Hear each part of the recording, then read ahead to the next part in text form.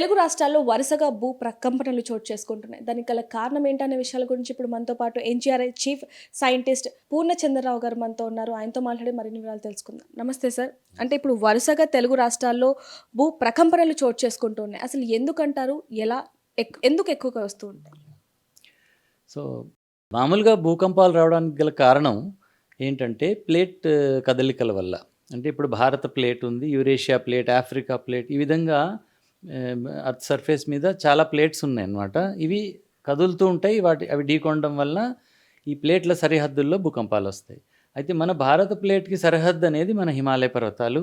ఇటు తూర్పు వైపు బర్మా, అండమాన్ ఆహ్, బౌండరీ కూడా ప్లేట్ బౌండరీ అనమాట. సాధారణంగా అతిపెద్ద భూకంపాలు అంటే ఇప్పుడు మన టర్కీలో జరిగినటువంటి భూకంపాలు ఈ ప్లేట్ల సరిహద్దుల మీద మాత్రమే వస్తాయి. అయితే ఇప్పుడు తెలుగు రాష్ట్రాల గురించి మాట్లాడుకున్నట్లయితే ఏమవుతుందంటే ఈ సరిహద్దుల నుంచి ఒత్తిడి మనకి ఈ లోపటి వరకు కూడా ఒక్కొక్కసారి వస్తూ ఉంటుంది. వీటిని వీటిని అందుకే ఇంట్రా ప్లేట్ ఎర్త్‌క్వేక్స్ అంటాం. అంటే ప్లేట్ లోపల వచ్చేటువంటి భూకంపాలు. సాధారణంగా రాకూడదు ఈ భూకంపాలు. ఎందుకంటే ప్రెషర్ మనకి మనకి ప్రెషర్ అనేది సరిహద్దుల్లో ఉంటుంది కాబట్టి ఆహ్, ప్లేట్ లోపల పెద్ద భూకంపాలు వచ్చే అవకాశం తక్కువ. కానీ ఈ ప్లేట్ లోపల కొన్ని పగుళ్ళు ఉండడం వలన ఈ భూకంపాలు కొన్ని తరచుగా చిన్నవి వస్తూ ఉంటాయన్నమాట. ఇప్పుడు తెలుగు రాష్ట్రాల గురించి మాట్లాడినట్లయితే ముఖ్యంగా ఇప్పుడు గోదావరి రివర్ ఉంది. గోదావరి రివర్ మనకి ఆహ్, తూర్పు వైపు బంగాళాఖాతంలోకి ప్రవహిస్తుందన్నమాట. అయితే ఈ ప్రవాహం వల్ల కొన్ని భూమిలో పగుళ్ళు ఏర్పడతాయి. ఈ ఇప్పుడు కాదు కొన్ని లక్షల సంవత్సరాల నుంచి ఈ నదులు ప్రవహిస్తూనే ఉన్నాయి.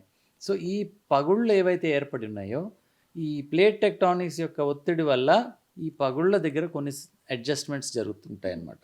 అందువల్ల తరచుగా పెద్దవి కాకపోయినా చిన్న భూకంపాలు ప్లేట్‌ల లోపల కూడా ఏర్పడుతుంటాయన్నమాట. ఇప్పుడు గోదావరి మెయిన్ మనకి ఫాల్ట్ అనమాట తెలుగు రాష్ట్రాల్లో. అందుకే ఇప్పటివరకు ఏపీ, తెలంగాణ స్టేట్స్‌లో అతిపెద్ద భూకంపాలనేవి మనకి మోస్ట్‌లీ ఈ Godavari river belt along Godavari river మాత్రమే వచ్చినాయి.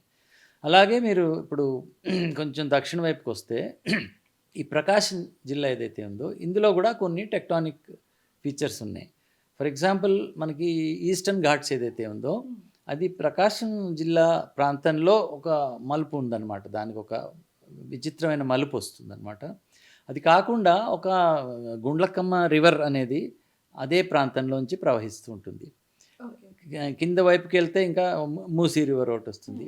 నార్త్‌లోకెళ్తే కృష్ణా రివరు. సో, ఇన్ని రివర్సు వాటితో అసోసియేట్ అయి ఉన్న భూమిలోని పగుళ్ళు, వాటి సర్దుబాటు వల్ల మనకి తరచుగా తెలుగు రాష్ట్రాల్లో భూకంపాలు వస్తుంటాయి. అయితే మనం గమనించాల్సిన విషయం ఏంటంటే, ప్లేట్ సరిహద్దుల్లో అతిపెద్ద భూకంపాలొస్తాయి. వెరాస్ ఈ తెలుగు రాష్ట్రాల్లో లేదా ఇండియన్ పెనిన్సులాలో చిన్న భూకంపాలొస్తాయి. ఇప్పుడు లార్జెస్ట్ మనం చూసింది ఇంతవరకు ఓన్లీ 5.7 అది కూడా 1969లో భద్రాచలంలో వచ్చిందనమాట. 5.7 యాక్చువల్లీ చాలా పెద్దదని చెప్పుకోవడానికి లేదు. ఎందుకంటే బిల్డింగ్లు కూలిపోయి ప్రాణ నష్టం జరిగే భూకంపాలన్నీ కూడా 6, 7, 8 మ్యాగ్నిట్యూడ్ ఆ రేంజ్లో ఉంటాయన్నమాట. మనం ఇంతవరకు చూసింది 5.7 కంటే పెద్ద భూకంపం ఇంతవరకు చూడలేదు. మొన్న ములుగులో వచ్చిన ఎర్త్‌క్వేక్ కూడా 5.3 మ్యాగ్నిట్యూడ్ డిసెంబర్ 4th అప్పుడు వచ్చింది కదా. సో, అది కూడా గోదావరి రిఫ్ట్ వ్యాలీ అంటాము లేదా ఫాల్ట్ జోన్ అంటాము. అందులోనే వచ్చింది అది కూడా. అంటే చిన్న చిన్న భూకంపాలు వస్తూ ఉంటాయి. అలాగే ప్రకాశం డిస్ట్రిక్ట్‌లో మనకి ఒంగోలు ఫర్ ఎగ్జాంపుల్, ఒంగోలులో కూడా గతంలో 1967లో వచ్చింది. అది కూడా పెద్ద అంటే కంపారిటివ్‌లీ బిగ్ ఎర్త్‌క్వేక్. అది కూడా 5.7 మ్యాగ్నిట్యూడ్ అంటారు. కొంతమంది 5.3 అంటారు. అయితే 5+. సో, 5+ ఎర్త్‌క్వేక్స్ హార్డ్‌లీ ఒక మూడో, నాలుగో ఉన్నాయి. అంతకంటే లేవు. ఇప్పుడు మళ్ళీ వరుసగా 3 రోజులు మనం భూకంపాలు ఏవైతే వచ్చినాయో అవి కూడా చాలా చిన్నవే. 3 బిలో 3ఏ. సో, లైక్ 1 మ్యాగ్నిట్యూడ్ అప్పుడప్పుడు బిలో 1 మ్యాగ్నిట్యూడ్ కూడా వస్తుంటాయి. సో, వాటి వల్ల పెద్దగా నష్టమే ఉండదు. కాకపోతే కొంత ప్రకంపనలు ఫీల్ అయినప్పుడు ప్రజలు ఇళ్లలోంచి బయటికి వచ్చి భయపడిపోవడం జరుగుతుంది. కానీ అంత పెద్ద భూకంపాలు వచ్చే అవకాశం ఈ జిల్లాలో అయితే లేదు. అంటే సార్ ఇప్పుడు ఏవైతే చిన్న చిన్న భూకంపాలు వస్తున్నాయో వాటిని ఎలా తీసుకోవాలంటారు? అంటే ఇప్పుడు అదేమైనా హెచ్చరికనా? దీని వెనకాల ఇంకా పెద్ద భూకంపం వచ్చే అవకాశం ఉంటుందా? లేకపోతే ఇక్కడితో ఆగిపోయే అవకాశాలేమన్నా ఉన్నాయా? ఇప్పుడు ఈ చిన్న చిన్న భూకంపాలు ఇప్పుడు కాదు, చాలా సంవత్సరాల నుంచి, కొన్నేళ్ల నుంచి వస్తూనే ఉన్నాయి. నిజం చెప్పాలంటే కొన్ని వందల సంవత్సరాల నుంచి వస్తున్నాయి. కాకపోతే మనకి తెలీదు. ఈ భూకంపాలను మెజర్ చేసే ఇన్స్ట్రుమెంట్స్ ఏవైతే ఉన్నాయో, సెస్మోగ్రాఫ్స్ అంటాం కదా, అవి ఇప్పుడు ఈ సెంచరీలోనే వచ్చినాయి. ఎందుకంటే ఇంతకుముందు టెక్నాలజీ లేదు. సో చిన్న చిన్న భూకంపాలు ఇప్పుడు కాదు, కొన్ని వందల సంవత్సరాల నుంచి లేదా వేల సంవత్సరాల నుంచి వస్తూనే ఉన్నాయి. ఇప్పుడు మనకి సూక్ష్మమైన యంత్రాలు ఉన్నాయి కాబట్టి మనం వాటిని చూడగలుగుతున్నాం.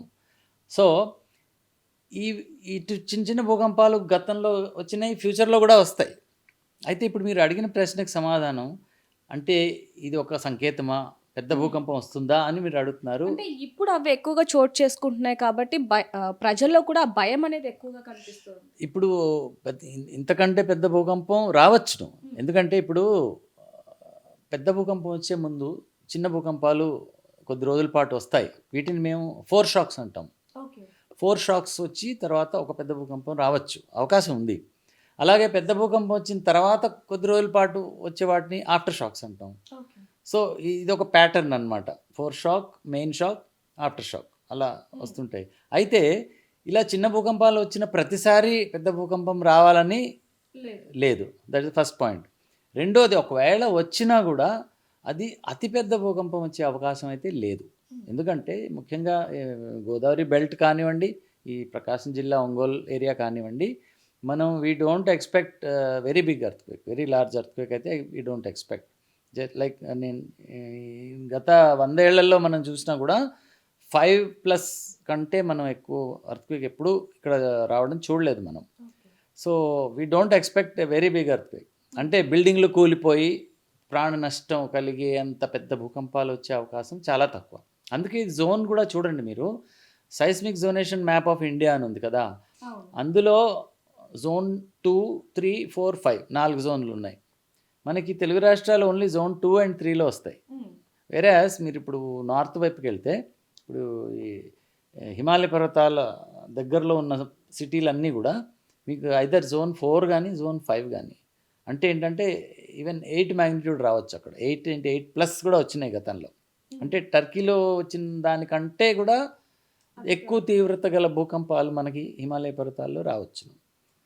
సో ఇక్కడ ఇప్పుడు ఇంకొంచెం పెద్ద భూకంపం రావచ్చునా అంటే రావచ్చు, అవకాశాలు అయితే ఉన్నాయంట. అంటే అలా అని నేను అన్నాను. నేనేమంటున్నానంటే తరచుగా వస్తూ ఉంటాయి. పెద్ద భూకంపాలు ఫ్రీక్వెంట్గా రావు. ఇప్పుడు చూడండి, మొన్న వచ్చింది 5.3. లాస్ట్ ఎప్పుడు వచ్చింది మనకి అంటే 1967లో 1969లో వచ్చింది. 1969 తర్వాత మళ్ళీ ఇప్పుడే కదా వచ్చింది. సో అలా చాలా గ్యాప్ ఉంటుంది సాధారణంగా. సో వెంటనే అంత పెద్ద ఎర్త్క్వేక్ అయితే రాకపోవచ్చు. కాకపోతే ఇప్పుడు 3 మ్యాగ్నిట్యూడ్ వచ్చింది మొన్న. సో రేపు వీటి ప్రభావంగా ఒక 4 మ్యాగ్నిట్యూడ్ రావచ్చు. అయితే ఇవి అంత సీవియర్ కాదు ఎర్త్క్వేక్స్. 3 గ్రౌండ్ షేకింగ్ ఉంటుంది. అండ్ బిల్డింగ్స్ కనుక వీక్ అయితే కొన్ని చోట్ల క్రాక్స్ కూడా రావచ్చు. మహా అయితే మ్యాగ్నిట్యూడ్ 4 up to 5 వరకు జనరల్గా పెద్దగా డిస్ట్రక్షన్ ఏమి ఉండదు. అంటే ఇప్పుడు ప్రజలైతే కొంచెం భయానికి గురవుతున్నారనే చెప్పొచ్చు. మరి దీని గురించి ఎలాంటి జాగ్రత్తలు తీసుకోవాలి అంటారు? ఎందుకంటే తరచూ వస్తూ ఉండటంతో కొన్ని పురాతన కట్టడాలు ఉంటూ ఉంటాయి, లేకపోతే చెట్ల కింద నివసించే వాళ్ళు చాలామందే ఉంటూ ఉంటారు. మరి వాటి మీద ఏమైనా ప్రభావితం చూపించే అవకాశం ఉందా? యాక్చువల్లీ చెట్ల కింద నివసించే వాళ్ళు they are all safe. See earthquakes don't kill, buildings kill. ఇది మనం అర్థం చేసుకోవాల్సిన విషయం. ఇప్పుడు మీరు ఒక ఫలానా ఎర్త్క్వేక్లో ఎంతమంది చనిపోయారు అంటాం మనం. యాక్చువల్గా అక్కడ జరిగేది ఏంటంటే ఆ బిల్డింగ్ వీక్ అయ్యి కూలిపోయి అందులో కింద పడిపోయి నలిగిపోయి చనిపోయిన వాళ్ళ సంఖ్య అది. అంతేగాని బేసిక్గా ఇప్పుడు మీరు గ్రౌండ్ మీద నిలబడి ఉన్నప్పుడు భూమి కంపిస్తే ఏమీ కాదు, జస్ట్ కొద్దిగా షేకింగ్ అవుతుంది, మహా అయితే అక్కడ పడతారు, అంతేగాని చనిపోవడాలు అవి ఉండవు. సో బేసిక్గా బిల్డింగ్స్ ప్రాబ్లం, ఎర్త్క్వేక్ కాదు. Problem is with the buildings. మన బిల్డింగ్స్ కరెక్ట్ కన్స్ట్రక్షన్ సరిగా ఉండి, కన్స్ట్రక్షన్ అంటే మనకి సిమెంట్, స్టీలు సరైన ప్రపోర్షన్లో వాడినట్లయితే, కన్స్ట్రక్షన్ మంచి కన్స్ట్రక్షన్ అయితే ఏమి ఇబ్బంది ఉండదు. ఫర్ ఎగ్జాంపుల్ మీకు 1963లో 1991లో లాటూర్ ఎర్త్క్వేక్ ఏదైతే వచ్చిందో అందులో 30,000 మంది చనిపోయారు. అయితే అక్కడ ప్రాబ్లం ఏంటంటే బిల్డింగ్స్ ఎవరు సిమెంట్తో కట్టట్లేదు అక్కడ. ఓకే. ఆల్దో అక్కడ రిచ్ పీపుల్ అంటే అంత పేదవాళ్ళేం కాదు. అయినా సరే అక్కడ అలవాటు ప్రకారం రాతితో అండ్ మట్టితో. సో రాళ్ళు బరువు ఎక్కువ అండ్ మట్టి. సో వర్షాకాలంలో చిన్న భూకంపం వచ్చినా కూడా బిల్డింగ్స్ అస్సలు నిలవలేవు, ఊరికే కూలిపోతాయి. సో ఈ ఈ 93 ఎర్త్క్వేక్లో చనిపోవడానికి కారణం జనాలు ఇదే కారణం. Buildings very poor. And Kilari అనే ప్రాంతంలో అయితే ఒక గవర్నమెంట్ బిల్డింగ్ ఒకటి సిమెంట్తో కట్టింది, అదొక్కటే నిలిచింది, మిగతా అన్నీ కూలిపోయినాయి. సో ఇప్పుడు తెలుగు రాష్ట్రాల్లో కూడా ప్రజలు బిల్డింగ్స్ కనుక కన్స్ట్రక్షన్స్ మంచి కరెక్ట్గా ఉన్నట్లయితే ఎటువంటి ప్రమాదం ఉండదు. అండ్ ఇప్పుడు మనం మాట్లాడుతున్నటువంటి మ్యాగ్నిట్యూడ్ 3 కానీ 4 కానీ ఈవెన్ అప్ టు 5 అది సిమెంట్ కన్స్ట్రక్షన్స్ గట్టిగా నిలబడతాయి, అదేం ప్రాబ్లం ఉండదు. మహా అయితే క్రాక్స్ ఏమైనా రావచ్చు, అది కూడా డిస్టెన్స్ని బట్టి. అంటే ఇప్పుడు మన హౌస్ ఎర్త్క్వేక్ ఎపిసెంటర్కి దగ్గరలో ఉన్నట్లయితే కనుక కొద్దిగా క్రాక్స్ అవి రావచ్చు. దూరంగా ఉన్నప్పుడైతే ఓన్లీ షేకింగ్ ఉంటుంది, మరి ఇంకేమీ ఇబ్బంది ఉండదు. సో బేసిక్గా నేను ప్రజలకి మెసేజ్ ఏమీ దలుచుకున్నా అంటే మీ బిల్డింగ్ కన్స్ట్రక్షన్ కరెక్ట్గా ఉందా లేదా అనేది చూసుకోవాల్సిన చాలా అవసరం. అండ్ ఒకవేళ మరీ పాత బిల్డింగ్ అయి ఉండి మేజర్ క్రాక్స్ ఏమైనా ఉన్నట్లయితే ఒకసారి సివిల్ ఇంజనీర్కి కానీ స్ట్రక్చరల్ ఇంజనీర్కి ఒకసారి చూపించుకుంటే బెటర్, సేఫ్. అండ్ ఎర్త్క్వేక్ వచ్చిన తర్వాత మనం మళ్ళీ ఇంట్లోకి వెళ్ళడానికి భయపడాల్సిన అవసరం లేదు. ఇది చాలామంది చేసే మిస్టేక్. ఇప్పుడు భూకంపం వచ్చింది, షేక్ అయింది, గ్రౌండ్ షేక్ అయింది, అందరూ భయపడిపోయి బయటకు వచ్చారు. కానీ ఈ భూకంపం అనేది కొన్ని సెకండ్ల పాటు మాత్రమే ఉంటుంది. అతిపెద్ద భూకంపాలు అయితే మేబీ 1 minute 2 minutes దాకా వెళ్తాయి, ఇది 8 magnitude ప్లస్ అయితే. ఈ చిన్న భూకంపాలు కొన్ని సెకండ్ల పాటే భూమి కంపిస్తుంది. ఆ కంపించడం అయిపోయిన తర్వాత మీరు బయట నిలబడి ఏమి ప్రయోజనం ఉండదు, ఎందుకంటే వెంటనే మళ్ళీ రాదు భూకంపం. మీరు అన్నట్టుగా సార్ నిజంగానే వచ్చిన కొన్ని సెకండ్స్కి చాలా మంది ప్రజలు ఇళ్లలో నుంచి బయటకు వచ్చేసి ఇంకా భయానికి గురై ఇంకా లోపలికి వెళ్ళడానికి కూడా భయపడుతూ ఉంటారు, ఎక్కడ మళ్ళీ వస్తుంది. అదే అంటున్నాను, ప్రత్యేకంగా తెలుగు రాష్ట్రాల ప్రజలకైతే ఇంట్లోకి వెళ్ళిపోవచ్చు, ఏమి ఇబ్బంది లేదు. మీకు బిల్డింగ్స్కి క్రాక్స్ ఏమైనా వచ్చినట్లయితే మాత్రం ఒకసారి చెక్ చేయించుకుంటే బెటర్. కానీ అటువంటిది ఏమి లేని పరిస్థితిలో ఇంట్లోకి వెళ్ళిపోవచ్చు, ఇబ్బంది ఏమి ఉండదు.